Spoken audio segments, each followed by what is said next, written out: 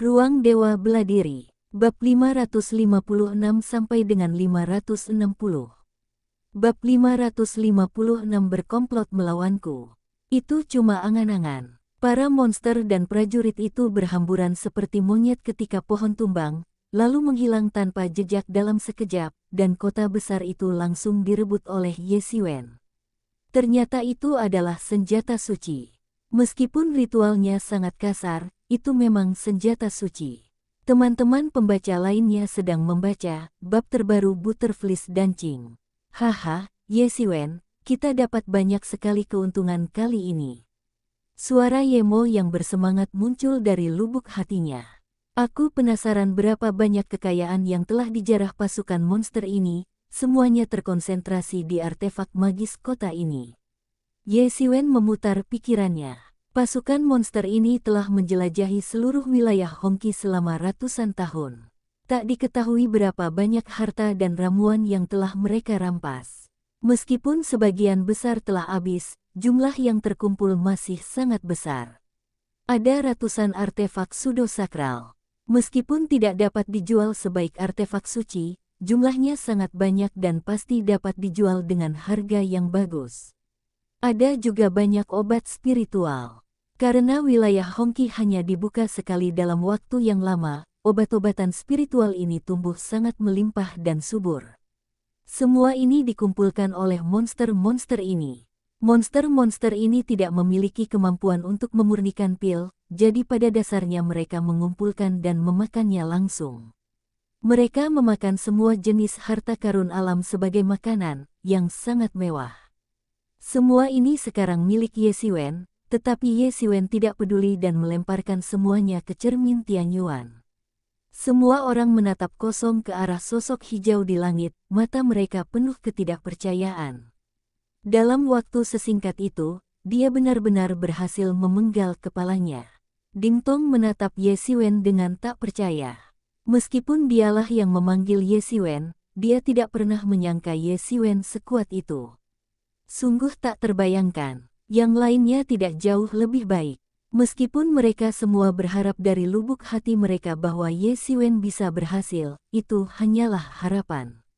Mereka tidak berpikir bahwa Ye Xiwen benar-benar memiliki kemampuan untuk berhasil. Setelah merebut kota dan melemparkannya ke cermin Tianyuan, ia tiba-tiba menyadari bahwa beberapa mata tertuju padanya. Mereka adalah anggota tim tersebut, terutama Yin Lao, yang berjubah hitam. Tatapannya dipenuhi kebencian dan sedikit keputusasaan. Melihat penampilan Ye Xiwen, ia tahu bahwa meskipun ia menyerang secara tiba-tiba, ia mungkin tidak sebanding dengan pria yang tenang dan kalem ini. Gong Yanjia menatap Ye Xiwen dengan tatapan waspada dan sedikit kejam. Ye Xiwen tersenyum kepada mereka, memperlihatkan deretan gigi putihnya yang tampak cerah, tetapi di mata para anggota tim yang memiliki motif tersembunyi, hal itu tidak demikian. Wajah tampan dengan senyum cerah ini tampak menakutkan seperti hantu yang merangkak keluar dari neraka. Ia tak kuasa menahan diri untuk bergidik. Di tengah hujan darah dan mayat di tanah, sosok hijau di langit, yang masih memancarkan sedikit kekanak-kanakan, tampak begitu janggal. Baiklah, setelah kita mengusir monster-monster ini, saatnya menuju ke pemakaman. Meskipun kita seharusnya bukan yang pertama keluar, ada baiknya kita menjelajahinya dulu. Gong Yanjia yang pertama bereaksi dan berbicara. Suaranya serak, apalagi setelah pertarungan, seperti suara gagak tua. Dikombinasikan dengan wajahnya yang buruk rupa dan tubuhnya yang terluka, ia memang tidak sedap dipandang. Namun, di mata orang banyak, ia jauh lebih menyenangkan daripada Ye Xiwen. Setidaknya ia tidak mengalahkan pasukan monster sendirian. Ye Xiwen menatap Gong Yanjia dengan heran. Kebanyakan orang akan terkesan ketika melihatnya mengalahkan pasukan monster, tetapi meskipun Gong Yanjia juga terkejut, ia tampak hanya waspada dan tidak takut. Situasi ini tidak normal. Mungkinkah ia punya kartu truf? Novel yang bagus, suasana menunggu musim bunga. Selagi Gong Yanjia mencoba memahaminya, ia juga memikirkan masalah Gong Yanjia. Di antara kelompok orang ini, Gong Yanjia tak diragukan lagi merupakan ancaman terbesar.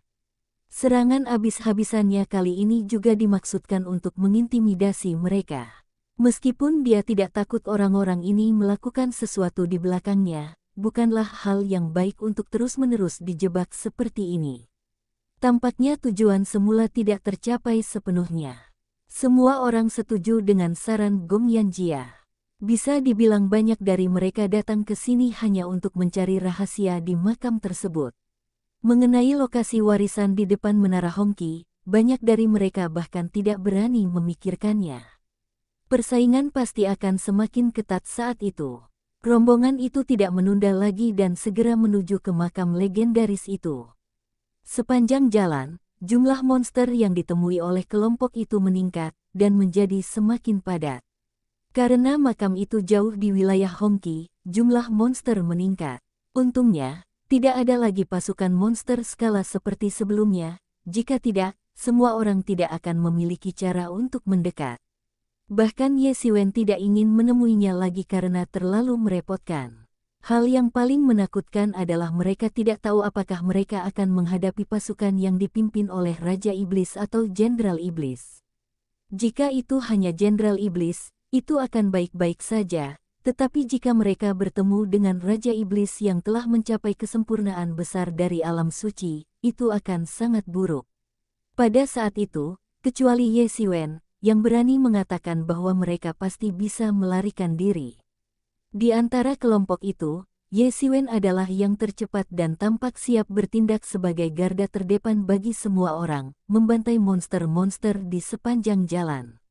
Semua orang akhirnya menyadari betapa dahsyatnya kemampuan membunuh Ye Xiwen. Tidak ada perbedaan antara sekelompok monster dan satu monster di tangannya. Tuan muda, Ye Xiwen ini mungkin bagian paling tak terduga dari rencanamu. Dia mungkin menjadi penghalang terbesarmu saat itu. Apa kau ingin menghabisinya dulu? Pria tua berjubah hitam itu menatap Ye Xiwen dengan penuh kebencian dan berkata, dia paling membenci Ye Xiwen di dalam hatinya, tetapi dia sedang menunggu seseorang yang menjadi milikku di sisi lain. Jika ada yang bisa mendengar Yin Lao berjubah hitam berbicara kepada Gong Yanjia saat ini, mereka pasti akan terkejut. Semua orang mengira Yin Lao berjubah hitam adalah penolong yang ditemukan Gong Yanjia, tetapi sekarang tampaknya ia jauh dari bayangan mereka. Tidak apa-apa, meskipun dia sedikit di luar ekspektasiku, dia tetap bisa menjadi bidak catur yang bagus jika digunakan dengan baik. Kata Gong Yanjia dingin sambil tersenyum sinis. Penampilannya yang awalnya buruk menjadi semakin mengerikan saat dia menunjukkan senyum sinis ini. Dia hanyalah seekor semut di mataku. Jika dia berani melompat, aku akan menghancurkannya sampai mati. Gong Yanjia menatap Ye Xiwen dengan tatapan dingin dan kejam, seolah-olah sedang menatap orang mati, tetapi kemudian kembali ke tatapan menakutkan itu. Tunggu sampai mereka tidak berguna lagi, lalu hancurkan mereka sampai mati. Semua orang sibuk dengan agenda masing-masing, dan tak seorang pun memperhatikan percakapan telepati antara Gong Yanjia dan Yin Lao berjubah hitam. Ye Xiwen, ketika Gong Yanjia dan Yin Lao berkomunikasi melalui pikiran mereka, mata mereka selalu tertuju padamu. Mereka mungkin sedang merencanakan sesuatu untuk melawanmu. Ye Mo tiba-tiba mengingatkan Ye Xiwen. Lengan Ye Xiwen berubah menjadi pisau tangan. Setelah ia melakukan serangkaian teknik pisau sederhana dengan tangan kosong, pisau itu memiliki kekuatan yang tak terbayangkan. Ia membelah monster-monster itu menjadi dua dengan tangan kosong, lalu mereka diserap oleh cermin Tianyuan. Di mata orang lain, ia adalah pelopor sumber daya dan pekerja keras, tetapi ia tidak berpikir demikian. Esensi, darah, dan inti monster yang ia bunuh semuanya diserap oleh cermin Tianyuan. Semakin kuat cermin Tianyuan, semakin kuat pula ia. Ia tidak melakukan apapun dengan sia-sia. Berkomplot melawanku. Ekspresi Ye Xiwen berubah sedikit dingin. Dia tentu tahu bahwa tim ini memiliki lebih dari sekadar motif tersembunyi, tetapi tim normal tidak akan begitu saja menambahkan orang di menit terakhir. Fakta membuktikan bahwa pilihannya tepat. Jika dia tidak bergabung dengan tim ini, dia mungkin tidak akan pernah mendengar kabar tentang makam ini. Karena hubungan Wang Tai, pengumpulan informasinya tentang Hong Qiling jelas jauh tertinggal dari banyak orang. Di seluruh tim, Ding Tong hanya bisa mempercayai dua orang yang paling memusuhinya, yaitu Yin Lao si jubah hitam dan Gong Yanjia. Yin Lao si jubah hitam sangat membencinya karena insiden Yang Lao si jubah putih, sementara Gong Yanjia selalu bersikap buruk terhadapnya karena ia mungkin mengancam kendalinya atas seluruh tim. Sekarang kedua orang ini sudah bercampur, benar saja yang dikatakan Yemo, kalau mereka tidak berniat jahat padanya, apalagi yang bisa mereka lakukan. Aku sudah memikirkannya sejak lama. Mereka berdua sangat ingin menyingkirkanku, dan mereka pasti tidak akan menyerah begitu saja. Ye Siwen berkata dengan senyum dingin, Gong Yanjia itu punya kartu truf yang belum dia ungkapkan. Dia pasti punya kartu truf yang dia pikir bisa mengalahkanku, tapi itu tidak berguna. Kekuatan yang bisa dikeluarkan di wilayah Hongqi hanya diperbolehkan untuk mencapai tingkat tertinggi kesempurnaan agung alam suci. Kekuatan seperti itu tidak berdaya untuk kesempurnaan agung alam suci biasa. Tapi meskipun aku tidak bisa mengalahkan mereka, aku bisa lolos tanpa masalah. Terlebih lagi, ada budak darah. Sekarang budak darah dan klon binatang bintang semakin menyatu. Cepat atau lambat, mereka akan berguna. Selama aku berhati-hati dan tidak jatuh ke dalam perangkap, perhitungan mereka hanyalah angan-angan. Bahkan Ye Siwen pun bisa lolos dari tangan Sang Bijak Agung. Dengan kekuatannya, ia tentu saja tidak terkalahkan di wilayah Hongqi ini, tetapi ia dapat melindungi dirinya sendiri dengan aman. Klon binatang bintang masih tidak berguna sekarang. Sekarang, budak darah dapat sepenuhnya mengerahkan kekuatan klon binatang bintang di tahap akhir setengah langkah Bijak Agung, tetapi ini tidak diizinkan oleh aturan wilayah Hongqi. Ia akan musnah jika muncul. Namun, budak darah bagaimanapun juga adalah orang luar, bukan jiwa binatang bintang itu sendiri, dan tingkat kecocokannya masih jauh dari memadai. Mustahil untuk menekan kekuatan hingga tingkat kesempurnaan di alam suci, jadi dalam waktu singkat, ia tidak akan berguna kecuali ia meninggalkan wilayah Hongqi, tetapi setidaknya perlindungan dirinya aman. Oleh karena itu, jika mereka berdua benar-benar mempunyai rencana melawannya, itu semua hanyalah angan-angan belaka. Tapi mereka berdua memang akar masalahnya. Ye Siwen memiliki niat membunuh di dalam hatinya. Menghadapi dua orang yang selalu berkomplot melawannya kapanpun dan dimanapun, ia tak akan menunjukkan belas kasihan. Terlepas dari berbagai motif tersembunyi mereka, setelah hampir setengah bulan bergerak maju, mereka akhirnya tiba di depan sebuah pegunungan yang luas. Pegunungan itu dipenuhi energi suram dan lolongan hantu serta serigala. Bab 557 dipaksa. Seluruh pegunungan itu tak berujung dan membentang sejauh mata memandang. Seharusnya megah dan agung, tetapi tampak sangat menyeramkan dan menyeramkan, dengan bahaya. Di mana-mana, pegunungan itu terkunci dalam awan tebal, tanpa sinar matahari. Sesekali, semburan suara gemuruh yang bukan berasal dari makhluk hidup dapat terdengar dari pegunungan, yang membuat orang-orang ketakutan. Wow, wow, wow. Hembusan angin dingin bertiup dari pegunungan, begitu dingin dan menusuk hingga membuat orang menggigil.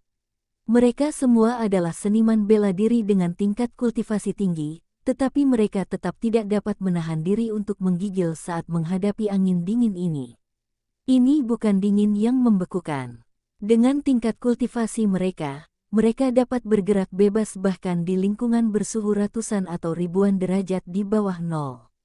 Sebaliknya, ini adalah hawa dingin yang langsung menembus jiwa. Hawa dingin ini langsung merasuk ke dalam jiwa, seolah-olah seseorang dapat merasakan benda-benda mati di pegunungan. Mungkinkah banyak makhluk mayat hidup telah muncul di sini? Pikir Ye Siwen dalam hati. Ia cukup familiar dengan makhluk-makhluk mayat hidup ini. Dalam pertempuran di Pulau 10.000 Iblis, ia menyaksikan banyak sekali makhluk mayat hidup yang kuat. Ia masih ingat auman kematian. Jika suara Gong Yanjia terdengar tidak menyenangkan, seperti gagak tua, maka auman makhluk-makhluk mati ini bagaikan gabungan berbagai macam suara gesekan, aneh, tajam, dan mengerikan. Tapi ini bukan hal yang mustahil. Mungkin ini makam seorang tokoh besar. Di lingkungan yang sangat dingin seperti ini, wajar saja jika makhluk hidup baru lahir. Apakah ini pegunungan tempat pemakaman itu berada? Pikiran Ye Siwen mengalir dan sampai ke telinga Ding Tong. Karena Ding Tong telah mengundangnya, ia pasti tahu poin-poin pentingnya. Lagi pula, peta kasar wilayah Hongqi tentu saja bisa didapatkan. Lagi pula, wilayah Hongqi telah dibuka berkali-kali. Banyak area telah dieksplorasi. Ye Siwen ingin mendapatkan salinannya, tetapi sayangnya, ia tidak punya waktu. Wang Tai telah mengacaukan rencananya. Benar, konon, daerah ini awalnya disebut Pegunungan Yinsi, dan makhluk yang paling banyak jumlahnya di pegunungan ini adalah makhluk mayat hidup. Awalnya, pegunungan ini dikabarkan mungkin merupakan tempat paling yin di seluruh wilayah Hongqi, terbentuk dari berkumpulnya energi yin dari seluruh wilayah Hongqi. Beberapa orang juga mengatakan bahwa ini adalah medan perang kuno, tempat para master yang tak terhitung jumlahnya bertempur. Setelah pembantaian itu, para arwah yang gugur enggan menyerah dan berkumpul membentuk pegunungan Yinsi ini. Selain itu, banyak rumor yang mengatakan bahwa setelah dibukanya wilayah Hongqi, tempat ini juga menjadi tempat yang berbahaya. Aku akan mengirimkan peta kepadamu dulu, kata Ding Tong, lalu mengirimkan peta wilayah Hongqi kepada Ye Siwen dengan kesadaran ilahinya. Ye Siwen menyerap semuanya dalam sekejap, dan langsung memiliki pemahaman umum tentang Hongqiling. Hongqiling tidak lagi samar seperti sebelumnya, seolah kabut perang yang mengunci pandangannya tiba-tiba menghilang. Meskipun peta ini juga relatif kasar, itu sudah cukup bagi Ye Siwen. Setelah melihat peta dengan seksama, memang, ada beberapa catatan tentang pegunungan Yinsi, tetapi jelas, penulis peta tersebut tidak menemukan alasannya. Ia hanya mencatat beberapa rumor dan beberapa kesimpulan, tanpa kesimpulan yang tepat. Namun, terakhir kali Hongqiling dibuka, seseorang memasukinya dan secara tidak sengaja menemukan pintu keluar sebuah makam. Barulah kemudian ia benar-benar mengungkap wajah pegunungan Yinsi yang sebenarnya. Ternyata terdapat sebuah makam besar yang terkubur di bawah tanah, yang mungkin membentang ratusan mil. Energi yin yang meresapinya sepanjang tahun secara bertahap membuat seluruh pegunungan berevolusi menjadi seperti ini. Banyak makhluk di gunung dan mayat mereka selama bertahun-tahun telah menjadi zombie, kata Ding Tong. Semuanya, makamnya ada di pegunungan ini. Kalian harus hati-hati, karena kabut yang menyeramkan ini mengandung racun mayat, kata Gong Yanjia. Semua orang tampaknya mengerti, kecuali Ye Siwen yang baru saja mengetahuinya, yang lain sudah mengetahuinya melalui cara lain. Lagi pula, mereka akan melakukan hal yang mengancam jiwa seperti itu, jadi bagaimana mungkin mereka tidak siap? Perisai energi sejati yang utuh tiba-tiba muncul di tubuh semua orang, membungkus mereka sepenuhnya. Ki mayat, racun mayat, berbagai roh jahat, dan energi yin tidak dapat mendekati mereka. Namun, ketika mereka melangkah ke pegunungan Yinsi, mereka langsung merasakan kengerian pegunungan Yinsi, karena perisai energi sejati di permukaan tubuh mereka mengeluarkan suara mendesis. Hal ini disebabkan oleh korosi racun mayat dan hal-hal lainnya, dan kecepatan korosinya sangat cepat. Untungnya, mereka memiliki kultivasi yang begitu mendalam. Jika itu adalah seorang semi-santo biasa, mereka mungkin akan terkorosi sampai mati jika masuk, dan seorang santo biasa tidak akan bisa tinggal di sana lama-lama. Memanggil. Tiba-tiba, tanaman merambat layu yang tak terhitung jumlahnya patah di udara dari segala arah, menyapu ke arah semua orang, mencoba melilit dan menyeret mereka pergi. Ketika semua orang mengamati dengan saksama, mereka mendapati bahwa mereka sebenarnya adalah pepohonan di hutan mati yang jaraknya lebih dari 10 mil. Tanaman merambat mati yang tak terhitung jumlahnya di pepohonan itu berayun ke arah mereka dari udara, dari jarak lebih dari 10 mil. Sialan, itu pohon mayat. Gutian menggertakkan giginya dan mengumpat dalam hati, lalu langsung menghancurkan tanaman merambat yang datang ke arahnya, merasa sangat tertekan. Kengerian terpancar di wajah semua orang. Di pegunungan Yinsi ini, tak ada makhluk hidup, bahkan tumbuhan pun tak ada. Pohon-pohon mayat hamil ini ada di mana-mana. Hal yang paling menakutkan dari pohon-pohon mayat hamil ini adalah mereka akan menyeret makhluk hidup, menyedot semua darah dan saripati dari tubuh mereka, lalu mengubahnya menjadi mumi.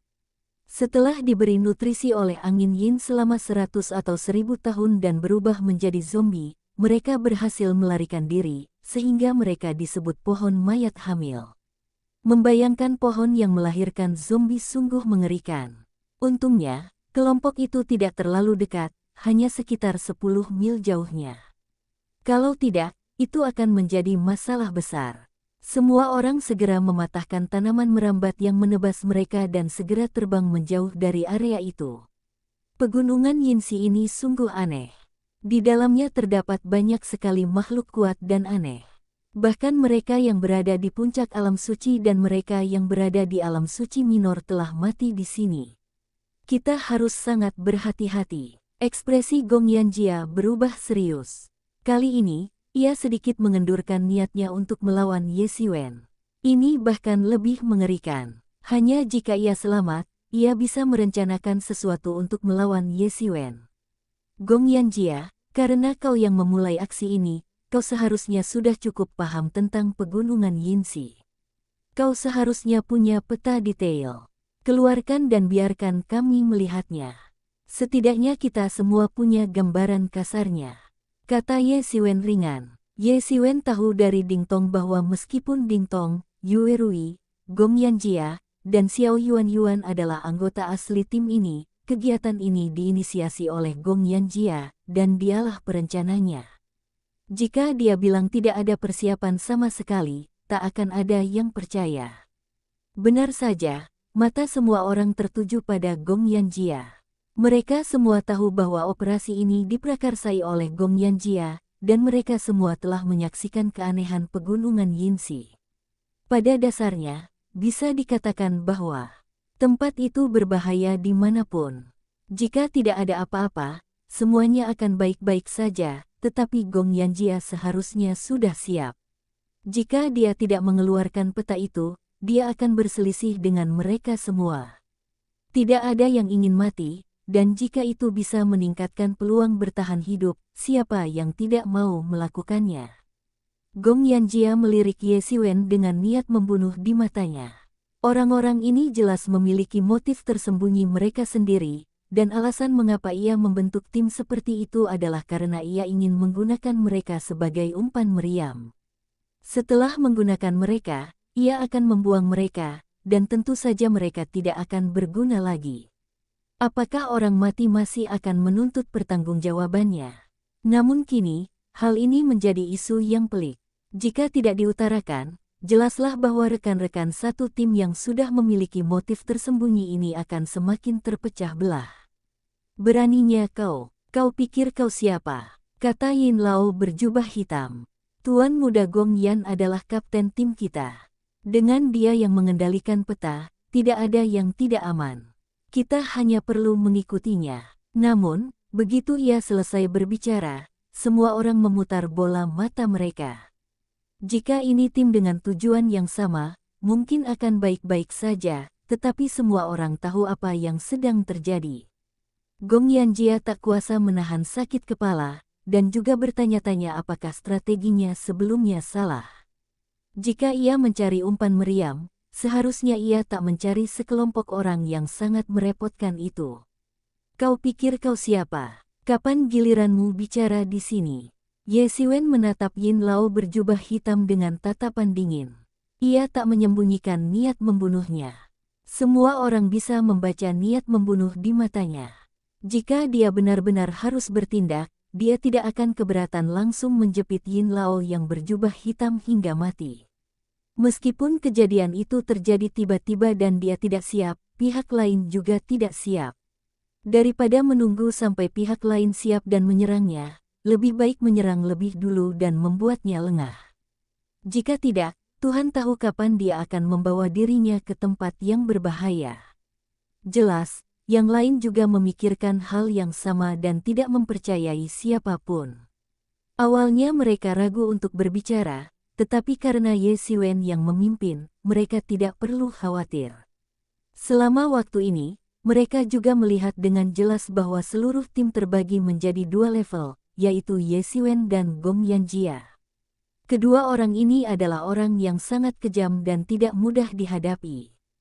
Kalau kau mau mati, aku tak keberatan mengirimmu dan saudaramu untuk bersatu kembali, kata Ye Xiwen lirih. Mendengar ini, semua orang merinding dan teringat Ye Xiwen yang mengalahkan Yang Lao berjubah putih dengan pukulan telak. Menghadapi tatapan semua orang, Gong Yanjia menarik napas dalam-dalam dan berkata, aku tidak bermaksud menyimpan peta-peta itu sendirian. Karena kita berada di tim yang sama, tentu saja kita harus bekerja sama. Aku bersedia menunjukkan peta-peta yang telah kukumpulkan. Bab 558 Berapa banyak mata yang menatap. Gong Yanjia melambaikan tangannya, dan sebuah peta muncul di langit. Peta itu adalah peta seluruh pegunungan Yinsi, dengan beberapa titik berbahaya yang telah dieksplorasi ditandai. Untuk membaca novelnya, kunjungi Ye-Ziyu gelombang UM. Ye Xiwen tentu tahu bahwa Gong Yanjia mungkin tidak akan mengungkapkan versi lengkap peta tersebut, tetapi meskipun demikian, setidaknya Ye Xiwen memiliki pemahaman tentang seluruh pegunungan Yinsi. Ia tidak lagi sepenuhnya berada dalam kegelapan seperti sebelumnya dan tidak tahu harus kemana. Ye Xiwen tak kuasa menahan perasaan sedikit emosional. Apa itu fondasi? Ini fondasi. Orang-orang dengan sekte dan warisan akan selalu tak tertandingi oleh kultivator biasa. Sama seperti generasi kedua pejabat dan orang kaya di kehidupan Ye Xiwen sebelumnya, pada kenyataannya, bahkan dalam persaingan yang adil dan normal, orang biasa tidak akan pernah bisa bersaing dengan mereka, karena mereka tidak berada di garis awal yang sama sejak awal. Kini setelah Ye Xiwen jauh dari alam Zhenwu, ia tak lagi bisa menikmati banyak sumber daya dan informasi yang telah dikumpulkan alam Zhenwu selama ribuan tahun.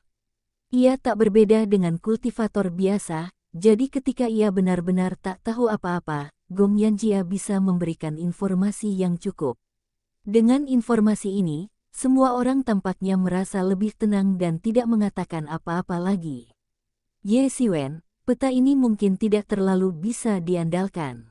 Suara Ye Mo terdengar. Meskipun tidak terlalu bisa diandalkan, itu jauh lebih baik daripada kita tidak tahu apa-apa, kata Ye Xiwen. Setelah menyelesaikan masalah peta, semua orang segera terbang ke kedalaman pegunungan Yinsi. Pada saat ini, dari waktu ke waktu, mereka dapat melihat para master seni bela diri yang juga bergegas ke kedalaman pegunungan Yinsi. Mereka semua telah menerima berita tentang kedalaman pegunungan Yinsi. Para prajurit ini setidaknya menguasai tahap kesuksesan kecil Saint Realm, dan bahkan ada beberapa yang menguasai tahap kesuksesan besar Saint Realm. Meskipun mereka tidak sekuat Ye Xiwen dan timnya, mereka tetap cukup kuat. Ada juga beberapa pertempuran sengit, dengan beberapa tim bertarung melawan beberapa zombie yang berkeliaran di seluruh pegunungan Yinsi. Di antara para zombie ini terdapat prajurit manusia, serta beberapa yang telah berubah dari binatang iblis yang telah mati. Melihat pemandangan ini, bulu kuduk semua orang berdiri, zombie-zombie ini luar biasa kuat. Namun, yang benar-benar membuat mereka takut bukanlah zombie itu sendiri, melainkan sang guru tak tertandingi yang telah mengubah tempat ini menjadi gunung mayat Yin. Bagi orang biasa, mengubah diri menjadi zombie setelah kematian sangatlah langka, membutuhkan kombinasi waktu, tempat, dan orang yang sempurna. Namun, guru ini mampu mengubah tempat kematiannya menjadi tanah Yin yang ekstrim, hal yang sama sekali berbeda. Raungan. Tiba-tiba, terdengar suara gemuruh dari tanah di bawah kaki semua orang, dan sebuah tangan besar terjulur keluar dan langsung mencengkeram kaki Ye Xiwen. Itu adalah tangan yang besar dan pucat, sangat kasar. Ye Xiwen tanpa ragu sedikit pun dan tiba-tiba melangkah turun. Dalam sekejap, langit runtuh dan bumi terbelah, dan retakan muncul di angkasa. Tangan itu tiba-tiba patah. Meski begitu, Ye Xiwen sedikit tercengang dengan kekerasannya. Ia tahu betapa dahsyatnya kekuatannya sendiri, mengatakan bahwa kekuatannya bisa membelah gunung dan memecahkan batu bukanlah sesuatu yang berlebihan. Namun, tangan ini mampu bertahan. Itu sungguh sebuah keajaiban. Sekalipun hanya patah tulang, itu sudah cukup untuk membuktikan bahwa para zombie ini memang terbuat dari besi dan baja, dan tetap tangguh seperti sebelumnya. Saat berada di Pulau Myriad Monsters, Ye Siwen sudah benar-benar memahami betapa sulitnya menghadapi para zombie ini. Mereka berada di luar 3 alam dan 5 elemen, jadi masing-masing zombie lebih merepotkan daripada yang sebelumnya. Terutama karena para zombie ini berbeda dari manusia biasa, mereka sudah menjadi pejuang yang sangat kuat, dan beberapa di antaranya adalah penguasa alam suci. Hal ini membuat mereka semakin sulit dihadapi. Namun, Ye Siwen hanya memikirkannya, dan tangannya sama sekali tidak melambat. Ia tiba-tiba turun, dan kekuatan mengerikan itu sepenuhnya dilepaskan. Seluruh bumi berguncang, dan keilahian emas meresap ke dalam bumi, langsung menghancurkan zombie yang hendak menyerang Ye Siwen. Zombie-zombie ini adalah yang paling merepotkan, dan yang satu ini jelas seorang pejuang yang datang ke sini untuk menjelajah di masa lalu. Dan meninggal secara tragis di sini. Tubuhnya berubah menjadi zombie. Penemuan ini membuat semua orang merasa sedikit sedih. Lagi pula, mereka juga datang ke sini untuk menjelajah dan berharap mendapatkan rahasia legendaris. Kerumunan terus bergerak maju, tetapi mereka masih diserang oleh beberapa zombie dari waktu ke waktu. Masing-masing zombie ini sangat kuat, dan bahkan ada satu zombie di alam suci. Meskipun para master bergabung untuk melawannya, tetap saja sangat sulit. Pada akhirnya, Ye Siwen bertindak tepat waktu dan langsung membunuh zombie tersebut. Para zombie ini sangat kuat saat mereka masih hidup, tetapi sekarang mereka hanyalah mayat berjalan tanpa kesadaran spiritual apapun. Di dunia luar, para zombie ini pasti sudah terbentuk sejak lama, tumbuh menjadi roh pendendam, dan menjadi makhluk cerdas jenis lain. Namun, di wilayah Hongqi ini, mereka seolah-olah ditekan. Sama sekali tidak ada tanda-tandanya. Banyak dari mereka tampaknya bertindak berdasarkan naluri.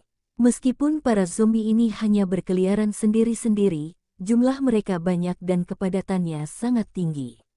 Bahkan dengan kekuatan semua orang, mereka tetap membutuhkan 3 hari penuh untuk akhirnya memasuki kedalaman pegunungan Yinsi. Pintu masuk ke sebuah makam besar muncul di hadapan semua orang. Lilin-lilin putih di sekeliling pintu masuk makam besar itu tampaknya telah dinyalakan sejak zaman dahulu kala, menyala selama bertahun-tahun yang tak terhitung jumlahnya tanpa ada tanda-tanda akan padam. Hanya dengan melihat lampu hijau, Ye Siwen merasakan hawa dingin. Mewah, sungguh terlalu mewah. Ye Mo tak kuasa menahan diri untuk berseru. Lilin-lilin ini ternyata dinyalakan dengan minyak mayat dari zombie yang telah melampaui alam suci agung. Itulah sebabnya mereka bisa menyala selama ribuan, bahkan puluhan ribu tahun. Zombie sendiri telah melampaui 3 alam dan 5 elemen, dan minyak mayat dari mereka juga memiliki sifat ini. Saat Ye Siwen menyalakan lampu penjaga mayat dengan minyak mayat, dia tidak dapat menahan rasa geli di kulit kepalanya. Karena minyak mayat para zombie yang telah melampaui alam suci agung sedang terbakar, para zombie kecil di luar sana tidak bisa masuk sama sekali. Ye Mo menjelaskan. Ye Siwen mengangguk. Sejak memasuki area terdekat, tak ada zombie yang mengejarnya. Mereka jelas takut pada minyak mayat. Ye Siwen juga memperhatikan bahwa ada aura kuat yang mengintai di sekitar, dan semua orang menunggu kuburan terbuka. Kedatangan Ye Siwen dan kelompoknya langsung mengundang banyak tatapan ingin tahu. Mereka jelas-jelas bersikap tidak ramah terhadap siapapun yang datang untuk berkompetisi. Gong Yanjia mendengus dingin, menghancurkan tatapan dan jiwa-jiwa yang menatapnya. Ia mengambil posisi dan mulai menunggu dengan tenang. Ye Siwen dan yang lainnya tidak mengatakan apa-apa. Mereka tahu dari peta bahwa ini seharusnya tempat makam itu dibuka. Mereka datang ke sini pada waktu yang tepat untuk memulihkan diri. Mereka telah menghabiskan terlalu banyak energi sejati karena membunuh zombie di sepanjang jalan. Namun, semua ini tidak cukup untuk membuat Ye Xiwen khawatir. Lagi pula, meskipun orang-orang ini kuat, mereka semua berada di alam suci agung, dan dia tidak takut pada mereka. Pada saat itu, di depan makam, beberapa pemimpin formasi terus-menerus memecah formasi di makam. Sekelompok puluhan orang datang dari langit dengan seberkas cahaya. Memimpin mereka adalah seorang pemuda yang berdiri dengan pedang di tangannya. Ia mengenakan jubah yang indah, berwajah tampan, dan tampak berusia 20-an. Tetesan darah hijau zamrud menetes dari ujung pedangnya. Itu sebenarnya darah zombie. Jelas sekali ia baru saja membunuh zombie, dan itu tampak sangat menyeramkan. Setelah pemuda itu muncul, ia menyingkirkan puluhan orang di belakangnya, dan langsung berjalan menuju para master formasi. Ia bertanya, "Kenapa kalian masih belum bisa menembusnya?" "Tuan muda, formasi ini sangat sulit dihadapi, tetapi akan selesai dengan cepat. Hanya butuh waktu paling lama setengah hari untuk menghancurkannya sepenuhnya." Salah satu master formasi berbalik dan berkata, "Sampah tak berguna, lambat sekali." Pria itu mendengus dingin karena tidak puas, dan aura di tubuhnya meluap tanpa ampun. Dia sebenarnya adalah seorang master di alam kesempurnaan agung alam suci. Di saat yang sama, jejak aura ini juga mengandung peringatan, yaitu untuk memperingatkan para master di sekitarnya yang sedang mengamatinya dengan penuh nafsu. Walaupun jika dibandingkan dengan para master yang sudah mencapai kesempurnaan agung Saint Realm, para master yang sudah mencapai kesempurnaan agung Saint Realm jauh lebih hebat dan bahkan bisa mengalahkan beberapa dari mereka sendirian. Masalahnya adalah master yang sudah mencapai kesempurnaan agung Saint Realm yang tampil di panggung bukan hanya sedikit, tetapi mereka dihitung berkelompok, bahkan ada lebih banyak master yang berada di bawah kesempurnaan agung Saint Realm. Siapa orang ini? Sombong sekali. Ye Xiwen mengerutkan kening sambil menatap pemuda yang memancarkan auranya tanpa ampun. Tang Ken ini terlalu sombong. Apa dia mencoba mengintimidasi kita semua? Seseorang berkata dengan nada tidak puas saat itu. Suaranya sangat pelan, dan sepertinya dia sangat takut pada Tang Ken. Benar, sekalipun dia telah mencapai kesempurnaan agung alam suci, itu bukan hal yang hebat. Kau tahu, kita banyak sekali, dia tidak bisa mengintimidasi kita sendirian. Beberapa orang juga tampak tidak yakin. Apa dia pikir tak seorang pun berani bersaing dengannya untuk memperebutkan mata air suci kehidupan? Kalau begitu, dia terlalu memuja dirinya sendiri. Dan saat ini, siapa yang tahu berapa banyak master yang mengincarnya? Dia sendiri adalah target yang sangat besar, dan dia satu-satunya yang tidak menyadarinya. Hehe, ini pasti akan jadi pertempuran berdarah lagi. Biar para master top itu yang bertarung. Kita bisa memancing di air keruh saja. Beberapa orang mencoba memancing di perairan yang bermasalah. Berbagai pikiran ilahi yang berbincang di langit berkumpul, menimbulkan suara gemuruh. Ye Xiwen menangkap semuanya, menyaringnya, dan akhirnya menemukan informasi yang berguna. Tang Ken bisa dibilang komoditas panas dalam operasi ini, seperti daging biksu Tang. Banyak sekali orang yang mengincarnya. Alasannya sederhana, saudaranya mendapatkan rahasia menjadi Sage Agung setelah pembukaan wilayah Hongqi terakhir, dan kemudian dipromosikan menjadi penguasa wilayah Sage Agung. Dan rahasia yang disebut-sebut itu adalah mata air suci kehidupan. Bab 559 Pembukaan Makam.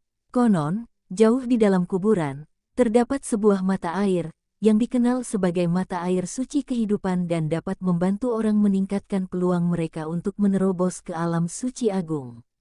Bukan berarti bisa membantu orang menembus alam suci agung, tetapi meskipun hanya ada peluang, itu sudah merupakan kejutan yang tak terduga bagi para master alam suci. Alam suci agung sangat sulit untuk dicapai.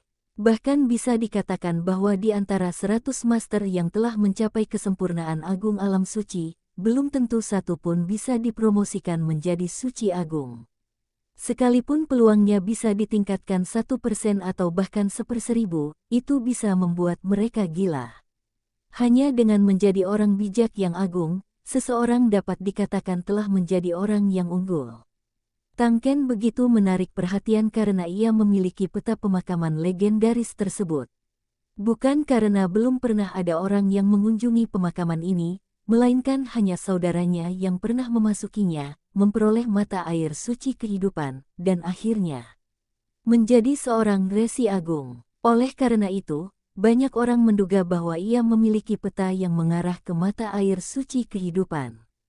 Jika ia bisa mendapatkan peta ini, niscaya akan sangat bermanfaat baginya untuk memperoleh mata air suci kehidupan. Karena pegunungan Yinsi sudah sangat berbahaya, belum lagi memasuki pemakaman, tidak ada seorang pun yang tahu bahaya apa yang ada di dalamnya, jadi semua orang sangat menginginkan peta yang mungkin ada di tangannya. Namun, karena kekuatannya di alam suci dan kekuatan saudaranya, tak seorang pun berani bertindak. Namun, bukan berarti tak seorang pun ingin memanfaatkan situasi dan memperkeruh keadaan. Insiden ini lebih rumit dari yang dibayangkannya, tetapi jelas bahwa tuan muda yang tampak riang ini, Tang Ken, bukanlah orang bodoh. Ia juga tahu pentingnya masalah ini, itulah sebabnya ia memperingatkan para Master Saint Realm yang siap bergerak. Ye Xiwen juga menyadari bahwa mereka hanyalah serigala. Serigala dalam jumlah besar bisa membunuh harimau, tetapi mereka membutuhkan Raja Serigala untuk memimpin mereka. Dan sekarang, tidak ada Raja Serigala seperti itu. Tidak ada yang ingin menonjol dan dibunuh terlebih dahulu. Semua orang menunggu harimau lainnya muncul. Pada saat ini, Ye Xiwen tiba-tiba melihat Gong Yanjia yang sedang duduk bersila menatap Tang Ken dengan pandangan meremehkan. Tak lama kemudian, seekor harimau kedua muncul, tetapi bukan manusia. Ia adalah Raja Iblis yang telah mencapai kesempurnaan agung alam suci. Tubuhnya menyerupai kera, berkepala putih dan berkaki merah. Seluruh tubuhnya berwarna merah tua, seperti api. Berbalut sisik emas, tingginya lebih dari 2 meter, memancarkan aura yang menindas. Zuyan, ternyata makhluk seperti ini. Pupil mata Ye Xiwen mengecil. Ini adalah makhluk mengerikan lain dari zaman kuno. Legenda mengatakan bahwa begitu makhluk ini muncul, perang besar akan pecah di dunia. Jelas, bukan hanya Ye Xiwen yang mengenali asal-usul binatang ini. Banyak prajurit berpengetahuan juga mengenali binatang ini pada awalnya. Suku Zuyan tidak besar pada zaman kuno. Setelah puluhan ribu tahun, ia menjadi sangat langka. Ini benar-benar Zuyan. Ya Tuhan, apa aku kembali ke era mitologi? Aku benar-benar melihat binatang buas yang hanya muncul dalam legenda. Seseorang berkata tak percaya, seolah-olah ia ketakutan melihat Zuyan. Ini akan semakin kacau. Zuyan ini sangat kuat dan memiliki darah binatang buas kuno. Kebanyakan orang di wilayah yang sama akan dikalahkan olehnya. Menghadapi kemunculan monster yang tiba-tiba ini, semua orang ketakutan. Mereka tidak menyangka akan muncul Raja Monster pada akhirnya. Tapi coba pikirkan, jika manusia bisa memperjuangkannya, mengapa monster-monster ini tidak bisa? Lagi pula, wilayah Hongqi ini juga merupakan wilayah para monster ini. Menghadapi kemunculan Zuyan yang tiba-tiba, mata Tang Ken memancarkan kewaspadaan yang kuat. Hehe, aku tahu dari manusia-manusia tawanan bahwa ada hal baik seperti mata air suci kehidupan di sini. Cek-cek, kok aku belum pernah mendengarnya selama puluhan tahun sejak aku lahir. Zuyan berbicara, dan kata-katanya terdengar manusiawi, membuat para prajurit di sekitarnya ketakutan. Hanya dalam beberapa dekade, mereka telah mencapai tingkat kesempurnaan yang luar biasa di alam suci. Kecepatan seperti itu bahkan membuat manusia merasa ingin mati, bahkan mereka yang pada dasarnya dianggap elit di antara manusia. Seperti kita ketahui, umur manusia jauh lebih pendek dibanding monster, tapi di saat yang sama, kecepatan kultivasi manusia jauh lebih cepat dibanding monster, terkadang beberapa kali lipat, 10 kali lipat, atau bahkan puluhan kali lipat lebih cepat. Siapapun yang mampu mencapai kesempurnaan agung alam suci hanya dalam beberapa dekade pastilah seorang jenius tak tertandingi. Di antara manusia, memukau rekan-rekannya. Apalagi di antara monster. Jika dikonversi ke waktu manusia, itu setara dengan berkultivasi dari nol hingga mencapai kesempurnaan agung alam suci hanya dalam beberapa tahun. Kecepatan seperti itu tak terlukiskan bahkan dengan menaiki roket. Ye Xiwen juga sedikit tersentuh ketika mendengar ini.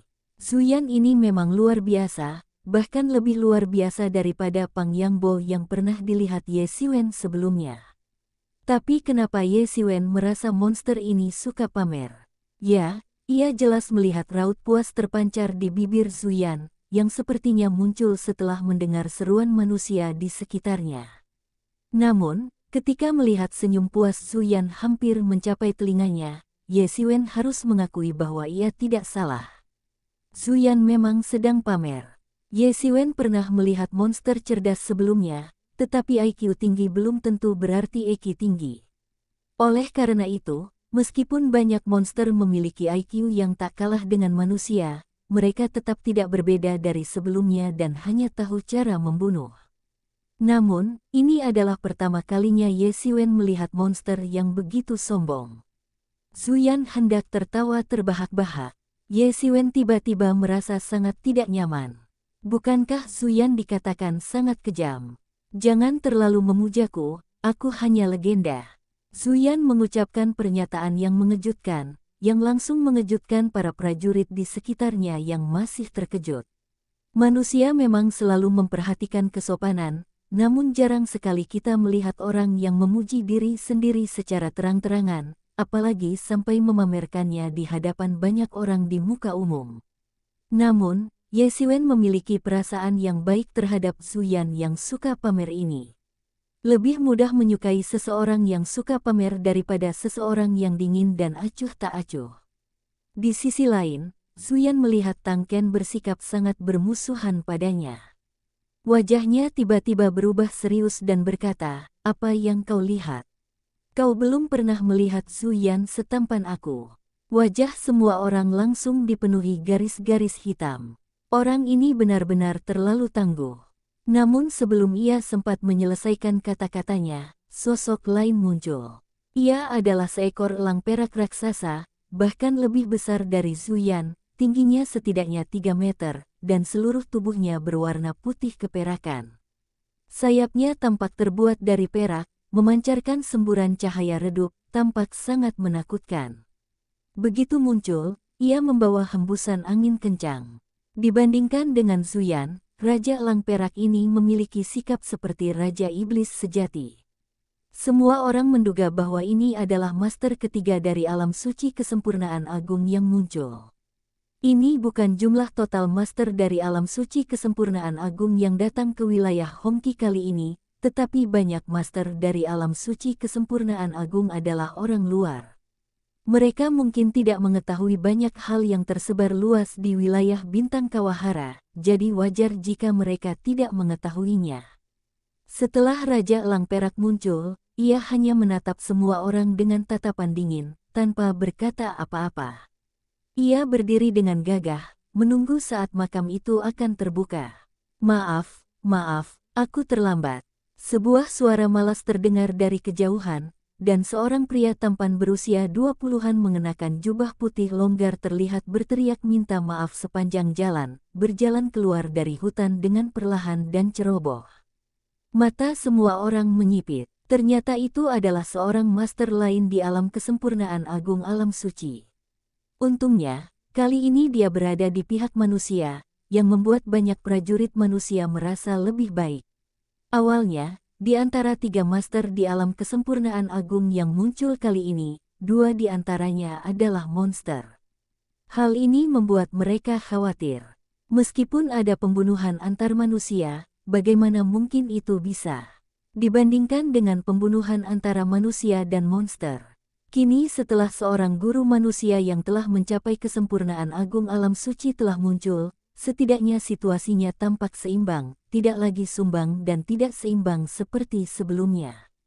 Mata semua orang tertuju pada Tang Ken, menunggu untuk melihat kapan master formasi mereka akan mampu menembus penghalang dan formasi tersebut. Tang Ken merasa sedikit tertekan karena ditatap oleh orang-orang ini. Mengapa mereka selalu menatapnya? Tiba-tiba ia merasa sedikit kesal dan hampir marah. Tiba-tiba, terjadi ledakan keras, dan formasi yang tak terhitung jumlahnya hancur dalam sekejap, berubah menjadi badai energi mengerikan yang menyapu bersih.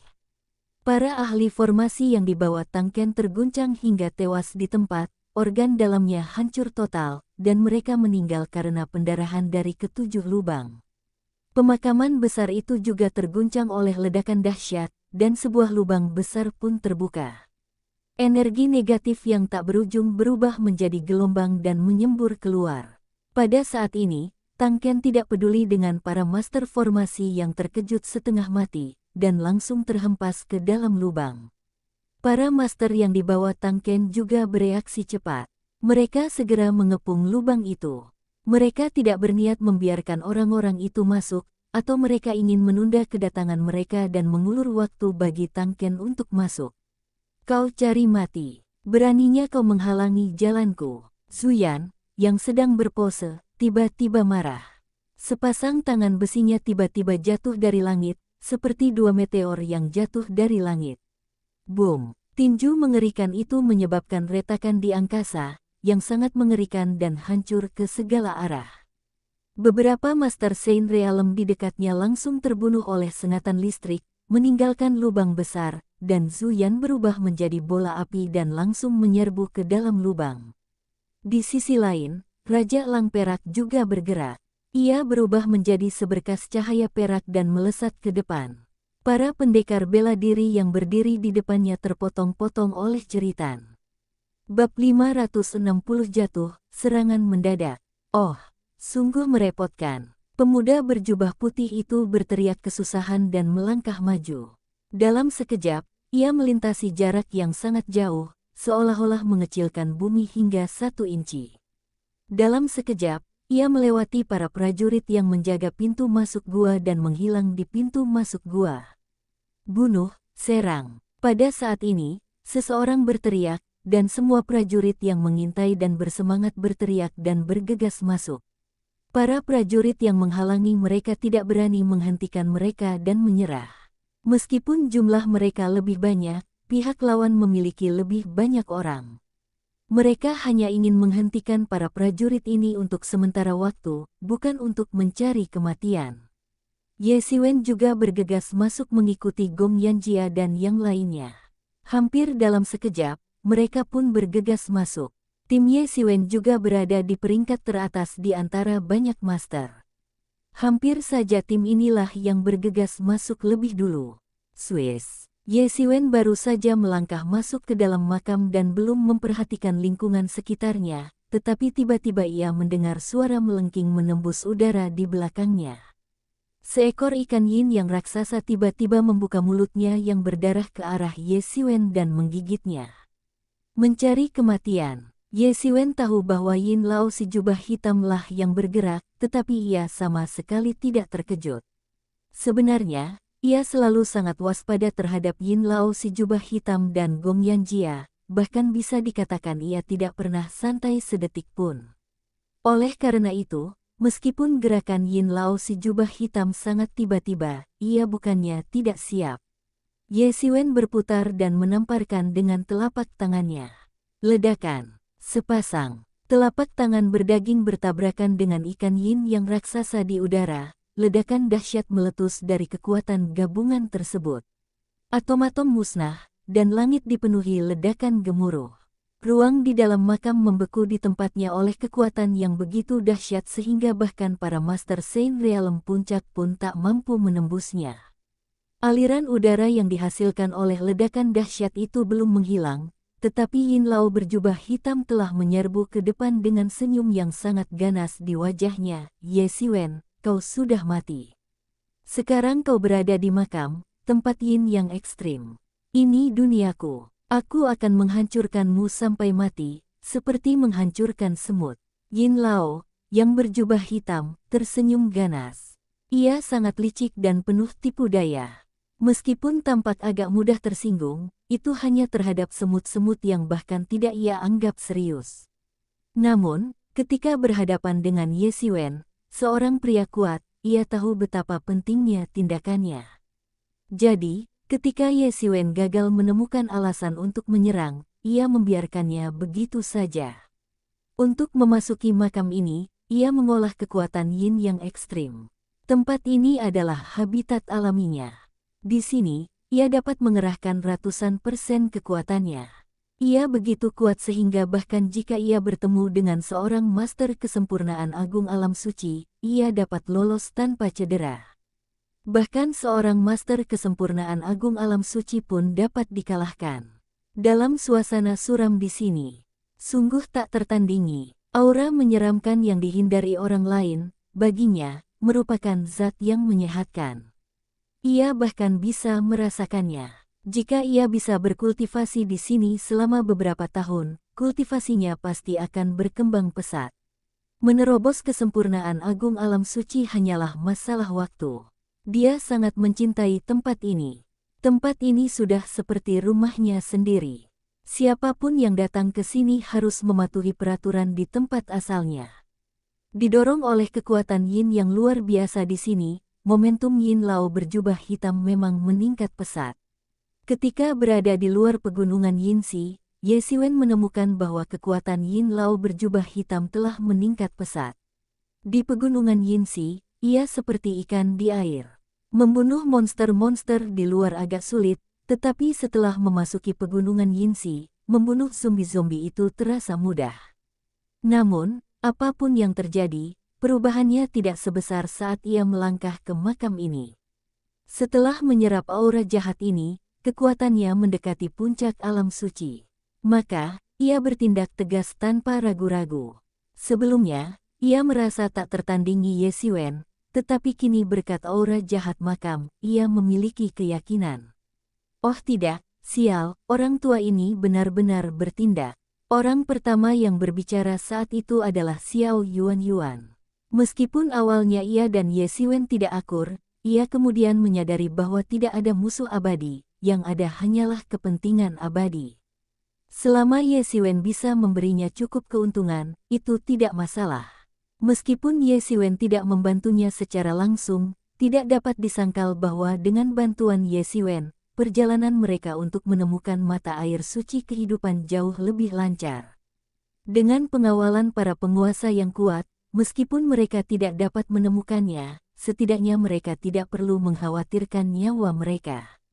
Meskipun mereka adalah sekelompok orang yang tidak berhubungan baik satu sama lain dan memiliki motif tersembunyi, mereka tidak sampai melukai diri sendiri.